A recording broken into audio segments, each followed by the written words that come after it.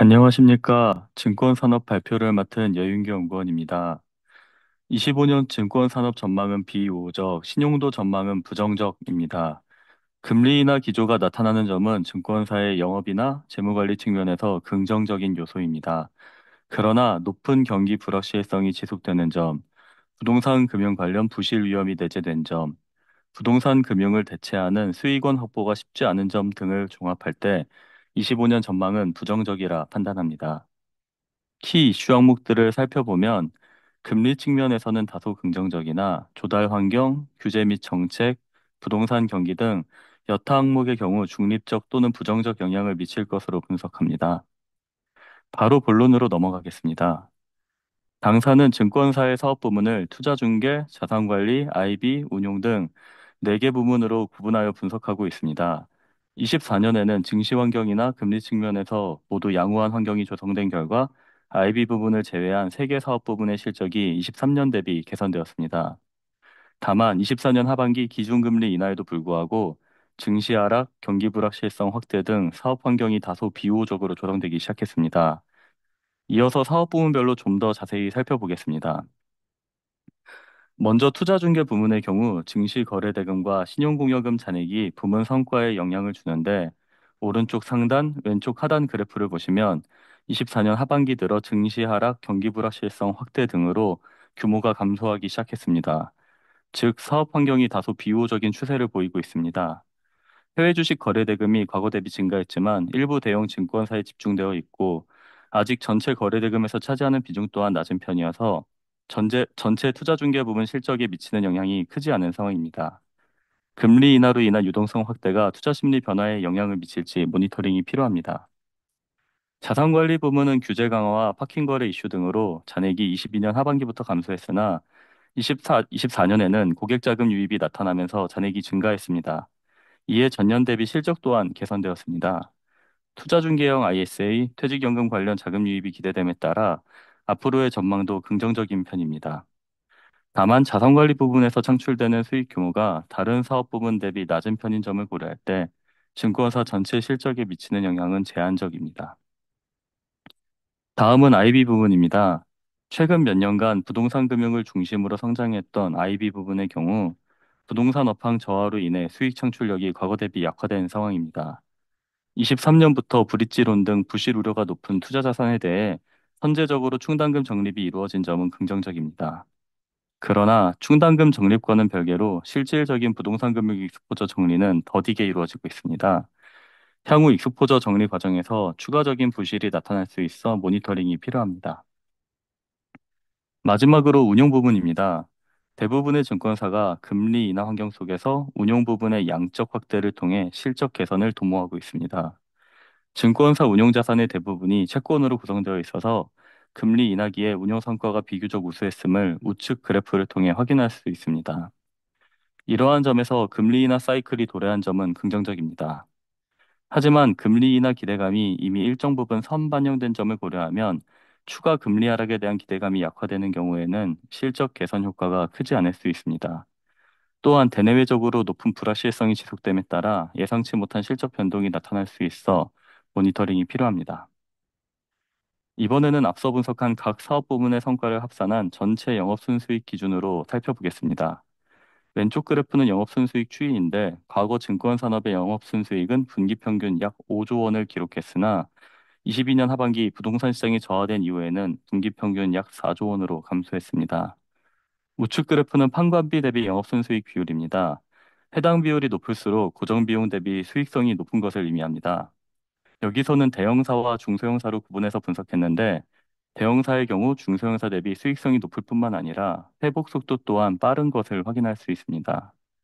우측 그래프에서 점선은 평균 수익성입니다. 대형사는 과거 평균 수준을 상회하면서 수익성이 회복된 반면 중소형사는 아직 평균에 미달한 것으로 나타납니다. 사업 다각화 수준, PF 자산의 질적 차이로 인해 실적 복원력의 차이가 나타났고 이러한 실적 양극화는 당분간 지속될 것으로 전망합니다. 다음은 신용도 전망입니다. 25년 증권산업 신용도 전망은 부정적입니다. 부동산 금융을 통해 달성했던 과거 수준의 우수한 수익성을 기대하기 어려운 점, 부동산 PF 관련 적립 부담이 지속되는 점, 사업 영역 확장 과정에서 자산 부채 구조의 비매칭 위험이 높아지는 점 등을 고려했습니다. 이번에는 주요 이슈 항목에 대한 분석입니다. 첫 번째는 대형 증권사와 중소형 증권사 간 실적 회복력 차이입니다. 좌측 그래프는 대형 증권사, 우측 그래프는 중소형 증권사의 영업 순수익입니다. 초록 막대는 2019년부터 24년 3분기까지의 기간 중 가장 우수했던 분기의 실적을 의미하고, 하늘색 막대는 24년 평균 분기 실적을 의미합니다. 그리고 파란 점은 과거 최대 실적 대비 24년 실적 수준, 즉 이익 회복력 수준을 의미합니다. 분석 결과 대형 증권사의 경우 과거 최대 분기 실적의 88% 수준까지 이익이 회복된 반면, 중소형사의 경우 55% 수준에 그치고 있습니다. 중소형사는 모든 사업 부문에서 대형사 대비 복원력이 열이한 것으로 나타나지만, 특히 IB 부분에서 차이가 극명하게 나타나고 있습니다. 왼쪽 그래프는 IB 부문 충당금 적립점 영업순수익 추이, 우측은 IB 부문 대손비용 추이입니다. 먼저 왼쪽 그래프를 보시면 대형사의 경우 다각화된 사업 영역을 바탕으로 수익 창출력이 상당 부분 회복된 반면, 부동산 금융 의존도가 높았던 중소형사의 경우 회복이 더딘 상황입니다. 우측 그래프를 보시면 대형사의 경우 23년에 선제적으로 대손 비용을 인식한 결과 24년에는 대손 부담이 낮게 나타난 반면, 중소형사는 24년에도 대손 부담이 지속되면서 IB 부문 실적 회복을 저해하고 있습니다. 다음 이슈 항목은 부동산 PF 현황 및 잠재 위험 수준입니다. 왼쪽 그래프를 보시면 부동산 PF 익스포저는 과거 대비 소폭 감소했습니다. PF 구성에 있어서는 채무보증 인수 등으로 난내 자산화가 일부 진전되고 있는 것이 확인됩니다. 우측은 대손 충당금 적립 현황인데, 23년 말 대규모 충당금 적립 이후 잔액이 조금씩 증가하고 있습니다. 대형사와 중소형사를 구분해서 살펴보겠습니다. 위는 대형사, 아래는 중소형사입니다. 먼저 왼쪽 익스포저 현황을 보시면 중소형사의 경우 하늘색 막대인 채무보증이 차지하는 비중이 대형사 대비 높습니다. 난내 자산화가 덜 진전된 것으로 보여 유사시 채무보증 인수에 따른 부담이 나타날 수 있습니다. 우측 충당금 적립 현황에서는 대형사의 경우 24년 들어 충당금 잔액이 감소하는 반면, 아래 중소형사는 24년에도 대손 충당금 잔액이 증가하고 있습니다. 중소형사는 충분한 수준의 대손 충당금 적립이 이루어지지 못한 것으로 보입니다. 결국 중소형사는 채무보증 인수 위험, 대손 충당금 적립 부담 측면에서 대형사 대비 열효한 것으로 파악됩니다. 마지막으로 부동산 PF 관련 잠재 위험을 추정한 스트레스 테스트 결과입니다. 24년 6월 기준 부동산 PF 고정이하 자산 규모는 약 4.3조 원입니다. 스트레스 테스트 결과 기준 시점 대비 1년 후인 25년 6월에는 고정이하 자산이 추가로 약 1.4조 원 증가할 것으로 추정되고, 이로 인한 추가 충당금 적립 부담은 약 0.6조 원으로 분석됩니다. 지금까지 증권산업이었습니다. 감사합니다. 안녕하십니까. 이어서 캐피탈 산업의 발표를 맡은 전세환입니다. 본 페이지에서는 뒤이어 말씀드릴 내용의 요약을 보실 수 있습니다. 2025년 캐피탈 산업에 대한 인더스트리 아웃룩은 비우호적이고 크레딧 아웃룩은 부정적입니다. 캐피탈 산업의 키 이슈 네 가지입니다. 먼저 금리의 경우 조달 비용 완화 기대가 반영되면서 다소 긍정적인 효과가 이어지고 있으나, 여전히 A급 이하 업체의 스프레드가 높은 수준에 있다는 점과 운용 수익률 저하 가능성이 상존하고 있다는 점을 고려하여 다소 긍정적으로 평가하였습니다. 조달 환경 측면에서는 최근 장기 회사채 발행이 원활하게 이루어지면서 차익 구조가 장기화되고 있는 점은 유의미하나, 조달 시장 의존도와 변동성이 높은 산업 특성상 시장 불안 요인이 여전히 존재하는 점을 고려하여 중립적으로 판단하였습니다. 규제 및 정책 강화에서는 최근 이어지고 있는 금융당국의 리스크 관리 강화 기조에 따라 업권 전반의 사업 위험이 완화될 수 있다는 긍정적인 측면이 존재하나, 부실 PF 정리 관련 감독 강화 시 타 업권 대비 PF 관련 충당금 부담이 높은 점을 주요 원인으로 다소 부정적으로 판단하였습니다. 마지막으로 부동산 경기 침체 측면에서는 높은 건전성 관리 부담이 지속되고 있는 점을 고려하여 부정적으로 평가하였습니다. 이어질 본 발표의 세부 구성은 보이는 바와 같습니다. 먼저 인더스트리 아웃룩입니다. 캐피탈 산업은 2025년에도 비우호적인 환경이 이어질 것으로 예상됩니다. 주요 근거로는 첫째, 조달 환경 개선의 효과는 시차를 두고 반영될 것이라는 점. 둘째, 브릿지론 중심의 PF 관련 부담. 마지막으로 영업 환경 측면에서 대체 수익원 확보에 따른 불확실성입니다. 상세 내용의 경우 항목별 페이지에서 추가적인 설명을 드리겠습니다. 여전체 발행금리는 24년 하반기 이후 빠르게 안정화되었습니다. 3년 만기 회사채 평균 발행금리는 2024년 11월 기준 각각 3.2% 및 5.6%까지 하락하였습니다. 회사채 발행 의존도가 높은 산업의 특성상 발행금리가 하향 안정화된 점은 분명 긍정적인 상황입니다. 다만 개별 업체들의 조달 비용 완화가 가시화되기까지에는 다소 시일이 소요될 전망입니다.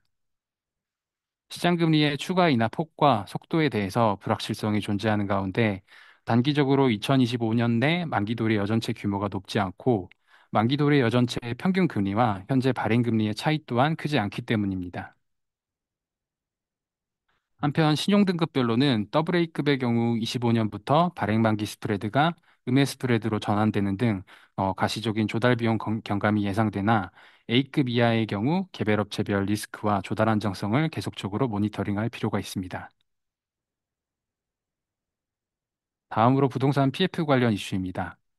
캐피탈 산업은 24년 9월 말 기준 모든 사업장에 대해서 변경된 사업성 평가 기준을 적용하였습니다.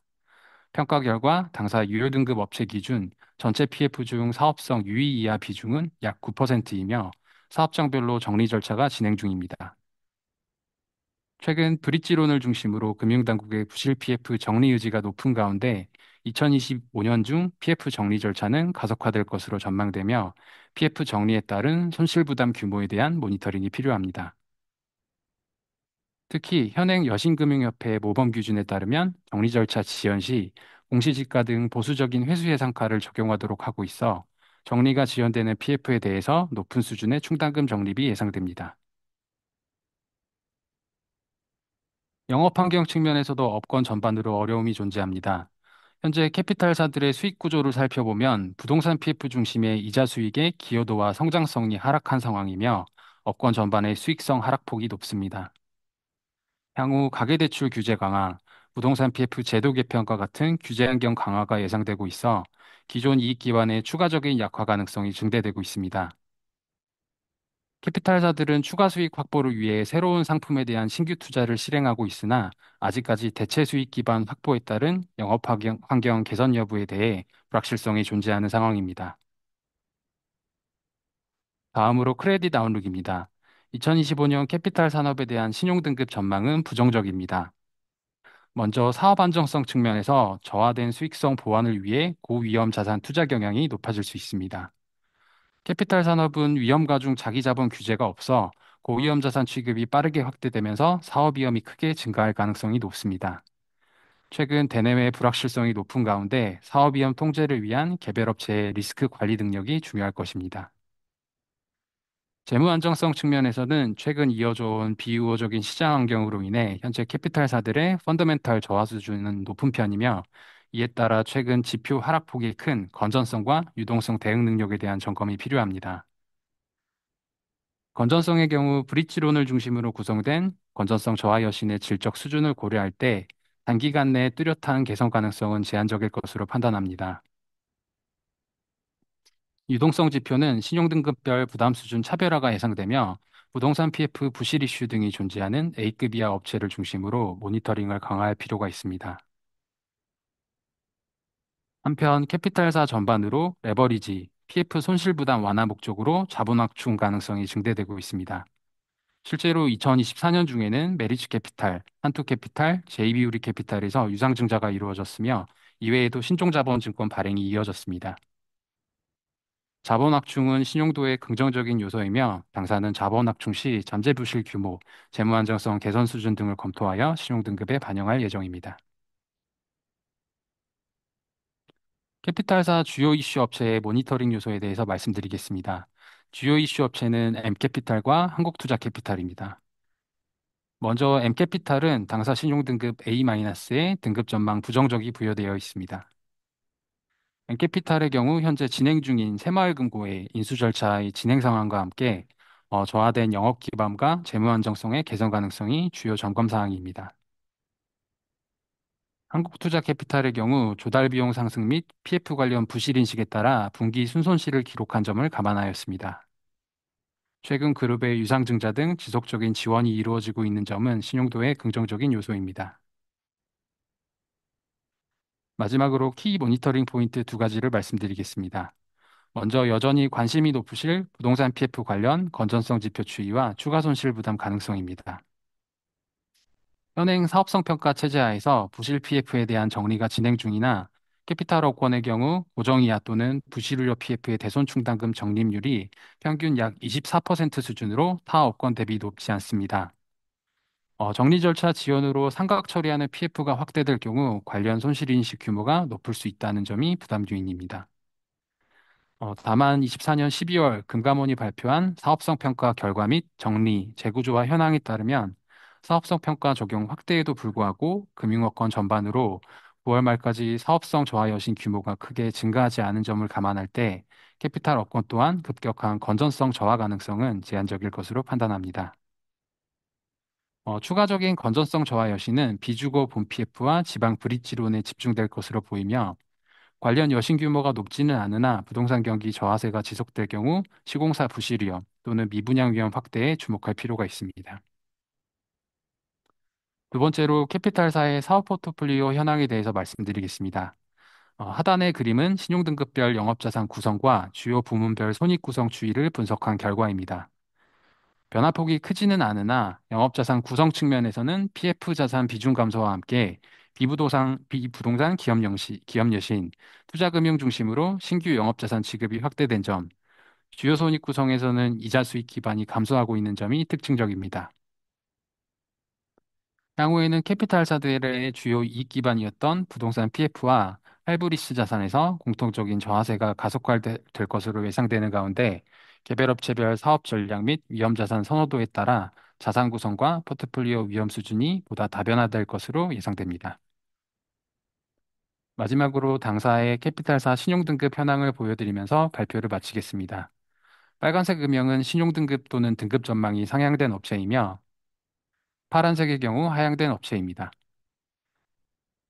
계열 보증 등급 보유 업체는 별도 구분하였습니다. 지금까지 캐피탈 산업 발표였습니다. 감사합니다.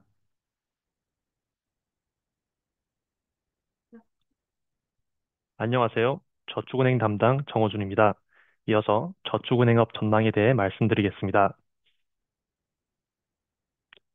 2024년은 영업자산 감소, 대규모 적자 기록, 재무 안정성 저하 등으로 부진한 영업 실적을 기록했습니다. 2025년에도 부동산 PF 부실화 영향 지속, 내수 경기 부진 등으로 영업자산의 건전성 관리 부담이 지속됨에 따라 산업 전망은 비우호적으로, 등급 전망은 부정적으로 전망합니다. 가장 부정적인 요인은 부동산 경기 침체 및 전반적인 경기 둔화로 인한 건전성 저하 지속입니다. 2024년에는 부동산 PF 부실 증가, 사업성 평가 등으로 건전성 지표가 크게 저하되었습니다. PF 자산을 축소함에 따라 양적 부담은 경감되었으나 사업권 대비 여류한 사업성, 경공매 성사 물량이 제한적인 점 등을 고려할 때 2025년에도 부실 위험은 내재되어 있다고 판단됩니다. 경기 변동에 민감한 가계신용대출과 자영업자 대출에서도 부실 위험이 높은 수준으로 유지되고 2025년에는 스트레스 DSR 시행 등의 정책 변화가 예정됨에 따라 영업 확대가 제한적일 것으로 예상됩니다. 산업 전망과 등급 전망에 대해 말씀드리고 주요 이슈 업체와 FAQ에 대해서 짚어보도록 하겠습니다. 먼저 산업 전망은 비우호적입니다. 금리 인하에도 불구하고 부정적인 경기 상황을 고려할 때 부실 위험이 내재된 영업자산의 위축이 지속될 것으로 예상되며 대손 부담이 여전히 높아 수익성을 회복하는 것이 쉽지 않을 것으로 예상되기 때문입니다. 먼저 대출 포트폴리오에 대해 말씀드리면 2023년에 시작된 대출금 축소 기조가 2024년에 이어 2025년에도 지속될 것으로 전망합니다. 특히 오른쪽 그래프를 보시면 대출 포트폴리오에서 부동산 PF, 가계신용대출, 자영업자 대출과 같은 고위험 고수익 자산 비중을 감소하고 정책성 대출과 같은 저위험 저수익 자산 위주로 재구성되고 있는 것을 보실 수 있습니다. 대출 포트폴리오 중 부동산 PF부터 말씀드리겠습니다.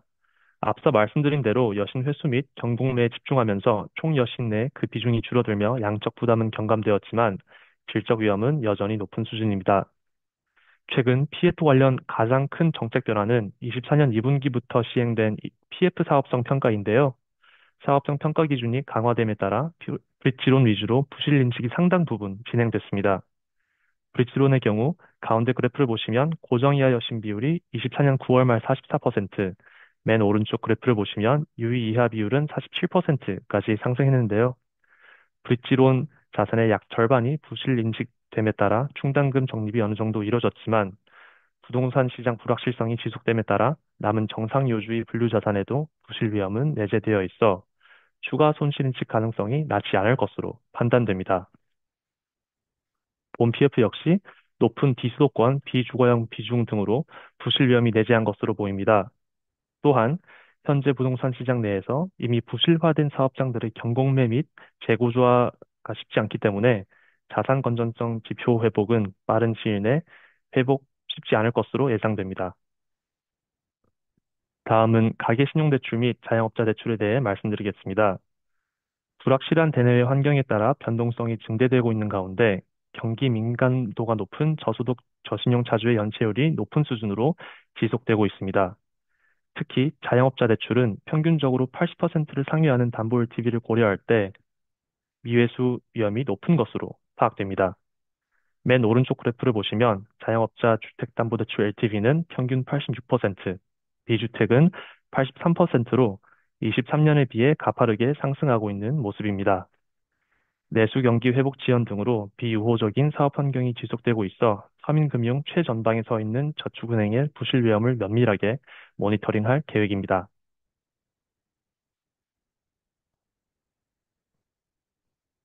수익성을 보면 키스 커버리지 기준으로 ROA는 24년 3분기 마이너스 0.1%로 여전히 적자지만 23년에 비해 적자 폭이 점차 개선되고 있는 모습입니다. 왼쪽 그래프를 보시면 조달금리 하락으로 NIM이 점진적으로 회복되고 있는 모습인데요. 다만 영업자산 감소로 실질적인 이자이익 증가는 다소 제한될 것으로 예상됩니다. 또한 부동산 경기 회복이 지연되고 내수 경기 둔화로 연체율이 높은 수준으로 유지될 것으로 예상되기 때문에 대손 비용 부담 또한 지속될 것으로 전망합니다. 이렇듯 비우호적인 산업 전망 속에서 저축은행 업계의 신용 전망 역시 부정적입니다. 금리 하락에도 대내외 불확실성 증대 등으로 비우호적인 영업 환경이 이어지면서 대손 비용 부담이 지속되고 있기 때문인데요. 업체별 영업 기반 회복 여부 및 자본 확충 방안에 대한 모니터링이 필요할 것으로 보입니다. 주요 모니터링 업체로는 BNK, KB, 하나, 세 개의 은행계 저축은행과 JT 친해저축은행이 있습니다. 은행계 저축은행은 모두 부동산 PF 대손 인식이 많이 진행되면서 수익성이 크게 저하된 업체들인데요. BNK의 경우 부동산 PF와 더불어 빠르게 확대 중인 가계신용대출의 잠재 부실 위험을 모니터링할 필요가 있습니다. KB저축은행은 대규모 대손 인식 후 추가적인 충당금 적립 부담은 높지 않을 것으로 예상되지만 낮아진 자본 완충력을 고려할 때 자본 비율 관리에 주목하고 있습니다.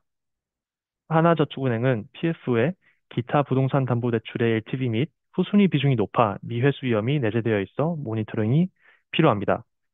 마지막으로 JT 친해저축은행은 가계신용대출 연체율이 높은 수준을 지속하고 있으며 BIS 비율이 금감원 권고 수준인 11%에 근접하여 모니터링이 필요합니다. 주요 FAQ 두 가지에 대해 말씀드리겠습니다. 첫째, 저축은행 부실 위험에 대한 전망입니다.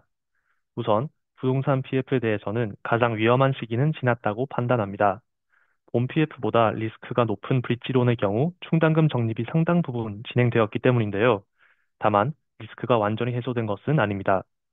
사업성이 낮은 본 PF의 경우 비주거 및 비수도권 비중이 높아 부실인식 과제로 남아 있으며 경공매 등을 통한 매각이 제한적이고 재구조화가 쉽지 않기 때문에 장기간 부담 요인으로 작용할 것으로 예상됩니다. 가계신용대출과 자영업자 대출의 경우 경기가 부진한 가운데 취약 차주 증가에 따라 부실 위험이 장기간 지속될 가능성이 높습니다. 가운데 그림을 보시면 신용평점 7분위 이하의 저신용자 비중이 21년 이후로 크게 증가하여 현재 90%에 육박할 정도로 높아졌고, 오른쪽 그래프를 보시면 22년에 비해 23년, 24년 개인 파산 및 회생 건수가 증가한 것을 볼 수 있는데요. 이렇듯 경기 둔화로 취약 차주가 증가함에 따라 저축은행의 손실 완충력을 면밀히 모니터링할 필요가 있겠습니다. 두 번째, 저축은행 이익 체력 회복을 위한 필요 조건입니다. 저축은행 업권이 7분기 만에 분기 흑자를 기록했으나 258억 원으로 규모는 크지 않습니다. 흑자 전환은 전 분기 사업성 평가로 상당한 규모의 PF 자산이 부실 인식된 후 3분기 충당금 적립은 다소 감소한 가운데 시장금리 하락으로 NIM이 개선됐기 때문인데요. 미미한 흑자 규모와 현재의 시장 불확실성 등을 고려할 때 당분간 적자가 다시 발생할 위험이 낮지 않은 것으로 판단됩니다. 올해 조달 부담 완화가 이익 창출로 이어지기 위해서는 결국 위험 익스포저의 대손 부담이 해소되어야 할 것입니다. PF 자산은 부동산 경기 회복, 가계 신용대출과 자영업자 대출은 전반적인 경기 회복이 전제되어야 하지만 현재로서는 두 가지 환경 모두 불확실성이 큰 상황입니다.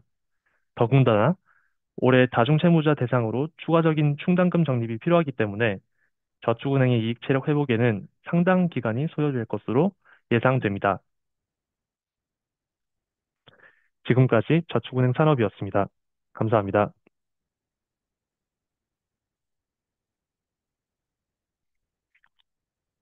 안녕하십니까. 부동산 신탁을 담당하고 있는 오지미 연구원입니다.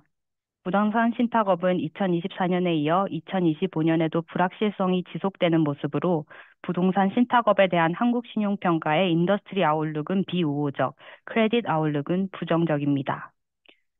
부동산 신탁업의 올해 이슈는 수익성 악화와 재무부담 상승입니다. 앞서 발표한 업종들과 달리 부동산 신탁사들은 추가 자금 투입 부담, 유동성 부담이 여전히 남아있는 업종이라는 점에서 큰 차이가 있습니다. 이는 신규 투자를 제한할 수 있는 대주나 투자자가 아닌 차입형 개발 신탁의 시행사로서 부족한 자금을 투입할 의무가 있으며 책임 준공형 관련하여서도 공정률 통제의 어려움에 따른 추가 자금 투입이 이루어지고 있기 때문입니다. 키 이슈 항목들을 살펴보면 부정적 영향을 미치는 부동산 경기 침체 외의 금리, 조달 환경, 규제 및 정책 영향은 중립적으로 판단합니다. 바로 본론으로 넘어가겠습니다. 부동산 신탁업의 인더스트리 아웃룩은 비우호적입니다. 그 사유는 첫 번째로 지방 분양 경기 부진이 지속될 전망이며 책임 준공 관련 리스크가 장기화되고 있습니다. 두 번째로는 신탁 계정대 투입이 증가하며 자금 부담이 확대되고 있습니다. 세 번째로는 책주 미행 관련 손해배상 판결 결과에 따라 손해배상 부담이 크게 증가할 수 있습니다. 왼쪽 하단의 산업합산기준 수주 실적을 보시면 2023년부터 수주 실적이 급격하게 위축되었습니다. 수주 급감에 따라 재무부담은 다행히 2025년 이후 다소 완화될 전망이나 중장기적 수익원이 약화되는 문제가 있겠습니다. 중간의 그래프를 보시면 산업합산 기준 2024년 3분기 약 2,300억 수준의 순손실을 인식하였습니다. 부동산 신탁사 합산 기준 대손 비용은 약 6,200억 원으로 신규 수주 위축으로 수익원이 감소되는 가운데 자금 투입에 따라 증가한 신탁 계정 대여금에 대한 대손 충당금 적립 부담이 상승한 것이 주된 사유입니다. 신탁 계정대 투입에 따른 이자 비용 상승 또한 수익성 저하 요인으로 작용하고 있습니다.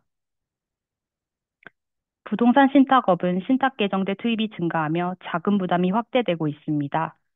이는 차입형 개발 신탁의 경우 사업의 시행사로서 저조한 분양률에 따라 분양대금으로 커버되지 않은 공사비가 투입되어야 하기 때문입니다.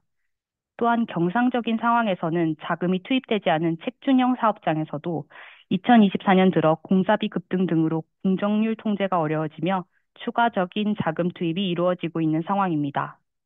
왼쪽 하단 그래프를 보시면 초록색 막대로 표기된 산업합산 신탁 개정대는 2023년 말 4.9조 원에서 2024년 9월 말 6.7조 원까지 빠른 속도로 증가하였습니다. 2024년 차입 부채가 늘어나며 부채 비율은 2023년 9월 말 33.9%에서 2024년 9월 말 69.3%까지 증가하였습니다. 스트레스 테스트 결과 2025년 6월 예상되는 부채 비율은 에버리지 138%, 맥스 319% 수준으로 나타납니다. 위의 스트레스 테스트 결과는 책임준공 미행 관련 손해배상액을 신뢰성 있게 추정하기 어려워 전부 반영하진 않은 기준으로 책임준공은 관련 최대 부채 익스포저를 반영한다면 과도한 재무 부담으로 나타납니다.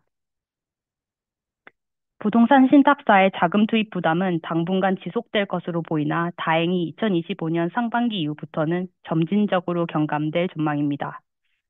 이는 수주 위축을 고려시 신규 사업장의 수가 많지 않고 부동산 호황기에 대거 수주한 사업장들 중 대부분이 2025년까지 공정이 완료될 전망이기 때문입니다. 다만 책임준공 미행 관련 손해배상 판결은 모니터링이 필요합니다. 현재 관련 소송은 일부 신탁사들에게만 국한되어 있으나 책춘 기한이 이미 도래하였지만 소송 사례를 보고 어떻게 대응할지 판단하기 위해 분쟁을 미뤄둔 대주들도 있어 신탁사 전반으로 소송 리스크가 확대될 수 있습니다. 부동산 신탁사들의 수익성과 재무 건전성이 저하되고 있어 2025년 부동산 신탁업에 대한 한국신용평가의 등급 전망은 부정적입니다. 부동산 관련 사업밖에 영위하지 않는 부동산 신탁사의 특성상 부동산 경기 침체에 따른 영향이 클 수밖에 없겠습니다. 부동산 경기, 특히 신탁사들의 사업장 분포가 높은 지방 부동산 분양 경기가 회복되지 않는 한 수주 위축, 이익 창출력 및 건전성 저하 등을 해결하기 어려운 상황으로 보입니다. 다음으로는 주요 모니터링 포인트를 2가지 선정하고 이에 대한 답변을 정리해 보았습니다. 첫 번째는 신탁사의 책임 준공 미행과 관련하여 부동산 신탁사의 신용도에 미치는 영향입니다. 현재 부동산 신탁사와 대주당 간 손해배상 범위에 대해 법적 분쟁 중으로 판결에 대한 모니터링이 필요하다는 점 먼저 말씀드립니다. 이를 분석하기 위해 대주단의 주장을 인용하여 대출 원리금의 전액을 배상하도록 판결된 경우를 가정하였으며 2024년 6월 기준 이미 책준 기한을 도과한 사업장을 분석 대상으로 하였습니다. 아래 표를 보시면 책임 준공 미행과 관련된 부담은 업체별로 차별화되어 나타나고 있습니다. 책준 미행 사업장 수가 0개로 아예 영향이 없는 업체들도 있으나 19개에 달하는 업체도 존재하며 책임 준공 미행 관련 PF 대출금 규모가 자기 자본의 160% 수준으로 과중하게 나타나는 업체도 존재합니다. 전반적으로 볼 때 책준형 위주로 성장해온 금융계 신탁사들 중 일부 업체들의 자본 대비 부담이 과중하게 나타나고 있습니다. 대출 원리금의 전액 또는 상당 부분을 배상하라고 판결될 경우 자본 대비 관련 부담이 큰 부동산 신탁사를 중심으로 신용 등급 하향 압력이 확대될 수 있습니다. 이 경우 계열의 재무적 지원이 신용도 판단의 중요한 요인이 될 수 있습니다. 두 번째 주요 모니터링 포인트는 2024년 11월 14일 발표된 부동산 PF 제도 개선 방안이 신탁 업종에 미치는 영향입니다. 부동산 PF 제도 개선 방안에서 부동산 신탁업에 영향을 미치는 내용은 3가지, 책임 준공 합리화와 자금 조달 규제 완화, NCR 규제 강화입니다. 작년 12월 중에 발표된 책임 준공 업무 처리 모범 규정에 따르면 책임 준공 미이행에 따른 손해배상 범위가 대출 원리금 회수 지연에 따른 연체이자 등 실제 손해액으로 축소되고 책임 준공 기한 연장이 보다 유연하게 되었습니다. 다만 모범 기준은 신규 계약에 한정된 것으로 소급 적용되지 않아 단기적인 재무 부담 경감 효과는 크지 않겠습니다. 책임 준공 개선 TF를 통한 책임 준공 개선 방안 마련이 2025년 1분기에 이루어질 계획으로 소급 적용 여부를 모니터링할 필요가 있습니다. 정리하면 책임 준공 합리화의 경우 소급 적용될 경우 직간접적인 재무 부담이 경감될 수 있어 모니터링이 필요하고 자금 조달 규제 완화와 NCR 규제 강화는 아직 검토 단계로 단기적인 영향은 크지 않을 전망입니다. 지금까지 부동산 신탁 사업 발표였습니다. 감사합니다.